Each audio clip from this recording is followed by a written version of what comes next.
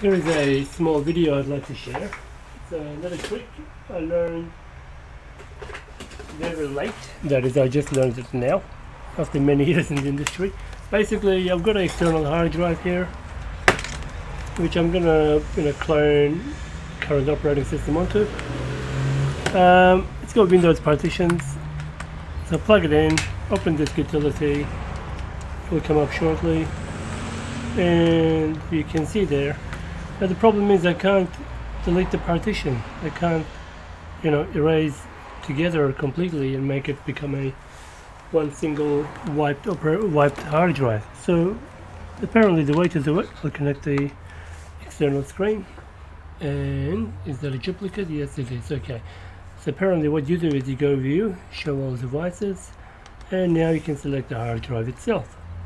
And now you can go erase, and now the keyboard on this does not work really well, so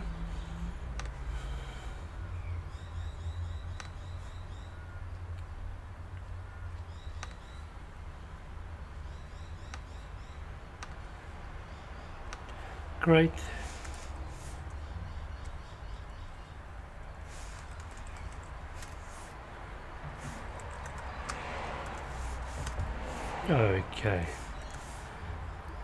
Okay, so I'm going to make this an Apple to boot 10.13.